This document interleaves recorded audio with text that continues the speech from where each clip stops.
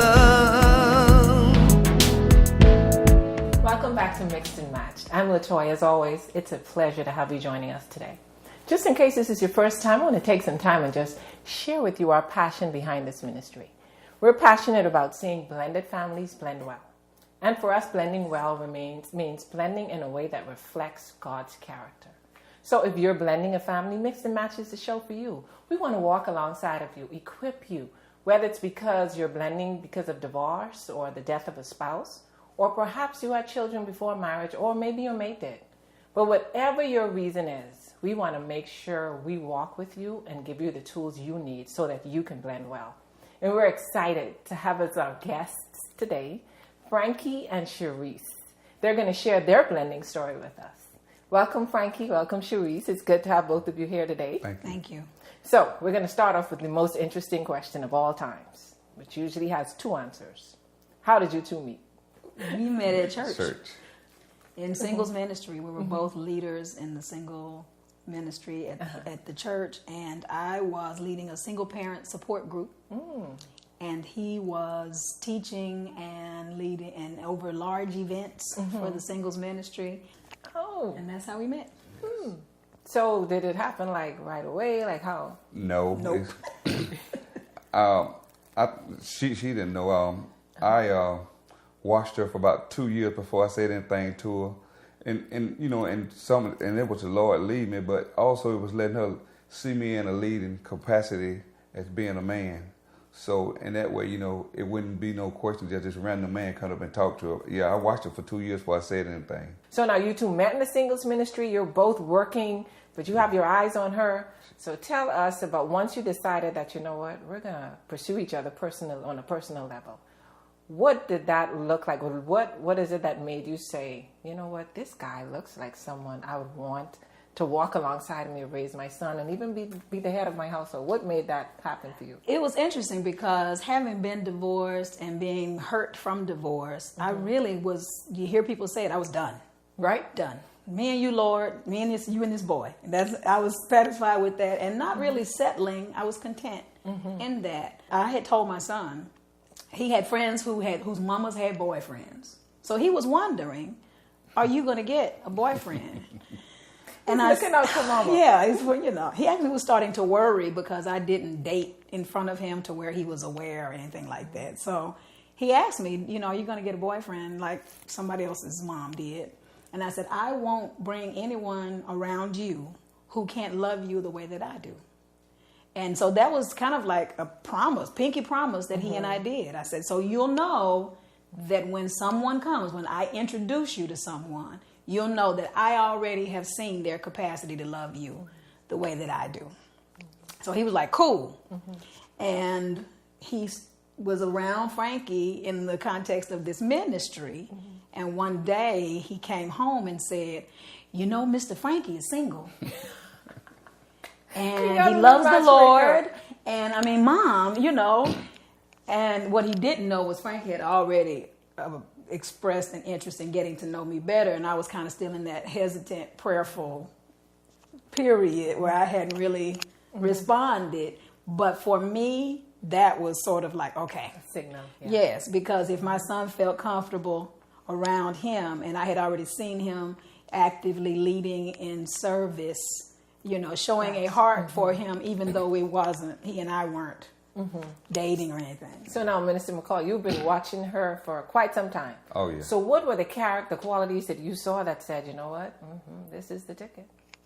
Well, besides being brilliant and beautiful, she had a heart for the Lord. Amen. And she was not only looking out for herself for us single women having kids, and they really didn't have nowhere to bring them when we had the classes, and she was looking out for us. So she was an advocate for them. And I stayed outside of the, I started just getting my clothes just going because I knew the Lord led me to the church and said, your wife is in the church. And so when I saw her, it was just instant. I knew it from the first day I saw her, that's going to be my wife because the Holy Spirit told me. That was just how, but he said, no, not now, wait. So I waited 2 years. And that's not like me. You know my character. It's not like me. And she never knew it. Wow, that's amazing. I just taught the classes and have clothes and go to work, and just really didn't interact too much with them after church. Yeah, that's so beautiful. So now, once you two decided this is what we're gonna do, what were some of the challenges you faced trying to blend the family? I think the first challenge we faced was that my ex-husband was a very active parent, long distance, but still very fully present. And I needed to make sure that he understood that there was going to be someone else around his son. So the challenge there was to make sure we did not damage my son's relationship with his father by creating some sort of uncomfortable situation.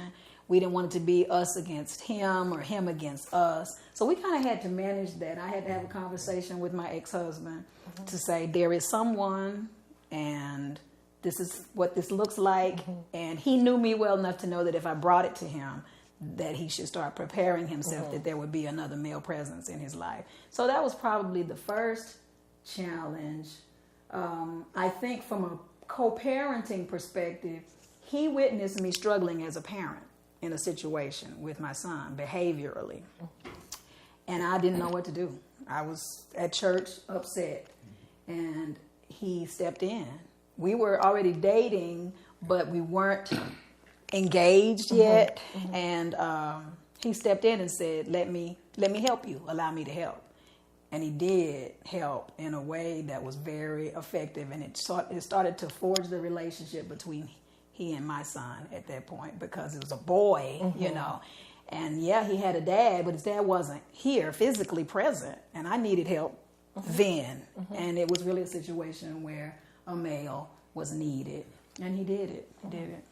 One of the powerful themes I see coming out as you two speak in regards to blended families is all about the foundation that you lay. You got to. You know, how are you preparing before you get into this? And not just when you meet a person, but sounds like Cherise was cultivating a lifestyle that was easy to bring someone in. Because sometimes it's difficult to do it if you're not doing that. Right. So great. That's a great theme you all just brought out. Love it. Well, and I really only did that because I had experienced some pain and hurt as a child, having been kind of dragged through my mother's relationships. She was a divorcee, and so I was like, okay, when I have a child, I always knew I won't do that. Right. I will not just spring relationships on my child. I won't enter into relationships that I haven't prayed about. I won't drag my child through something just to make them experience loss and separation. Amazing how God just writes our story, uses our whole history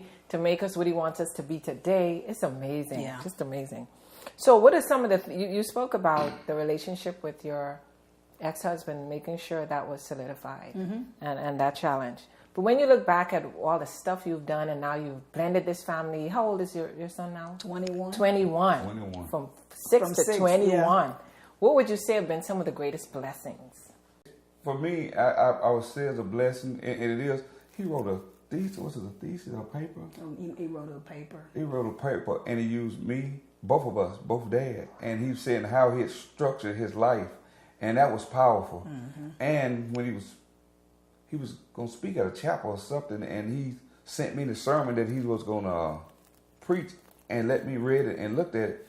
And the same values that we had for him, he had it in that speech, because it's all about community. You build that foundation, it was all about community. So the stuff, sometimes if you're teaching a child and you don't think it's registering with him, as they go on and you start seeing it, it makes you feel like, wow, that's a sense of accomplishment. This story is just warming my heart, just to see how you understand that beauty of bringing the whole family together and everyone has their space and is valued the same way. Yes. It's beautiful.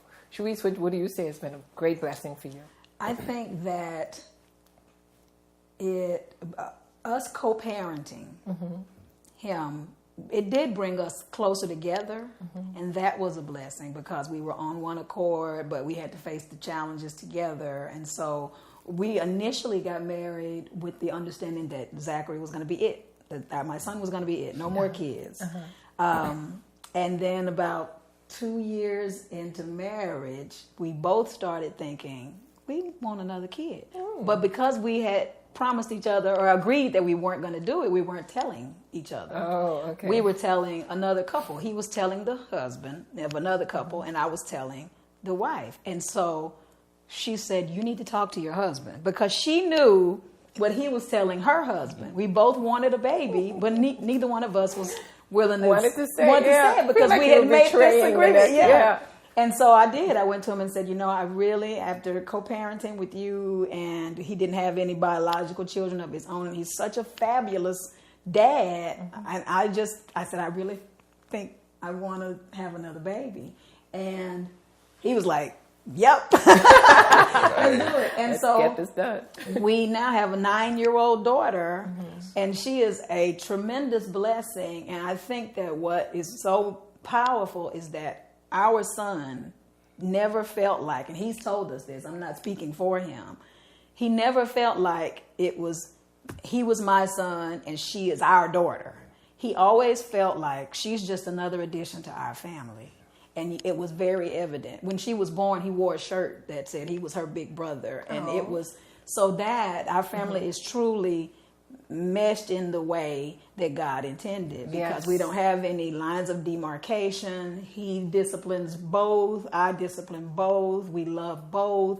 They have their own relationship. And people sometimes are surprised that don't know our story, that we're not a nuclear family, that we're blended. Some people don't even, they're surprised when they find that out. Wow. And to hear the child say it, that's powerful. Yeah, it is. Amazing, amazing. So for both of you, what advice would you give, for Frankie, for a male that's going to marry a woman with children? And then Cherise, what advice would you give to a female that's watching and considering remarrying? I think I would tell women to remember that while you do have, and it's given to you by God, these desires to have a partner, to be covered, to be loved, to be cared for, those are things that God gave us. But we should never prioritize them over what God has for us. We don't know what his plan is for us. We just have to pray and seek and submit and have that relationship with God, because the closeness in the relationship with God will lead you toward his will.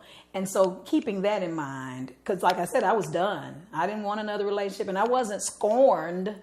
I just felt like, I'm good. I'm good. And another thing is, if you are only looking at a partner in terms of how he can make you happy, or how he can serve you, or how you all are compatible, then you may be making a mistake, because you have to widen your lens. You've got to look at a man in terms of what kind of parent he's going to be, and how you all are going to be able to partner together. And that's really true for people who don't have children yet. When you start meeting people and dating and thinking this is someone I want to spend my life with, if you have any inkling that you want children, you've got to think about that too. And so particularly for women who already have children, you really have to vet a man's heart and see that he has the capability of being a leader and a servant, and has patience, and can love your child the way you would want him to be loved, in the way that God would ordain them to. This has been such a blessing having both of you here today. My heart has been touched, been moved by your story. Even though I heard it before, I could hear it 10,000 more times, because it just represents so much of God's character. So thank you both so much for joining us today. Thank you. And to you, our viewers, as always, it's a pleasure to have you with us today. We trust that this story has touched your heart. We hope you see the redemptive power of God's love that meets us right where we are, but still takes us to where it is he wants us to be. And I hope that you are challenged, if you're blending a family, to make sure that everyone in that family feels like they're a part of your family, and that they have a space. Because God can truly work through a blended family that's blending well.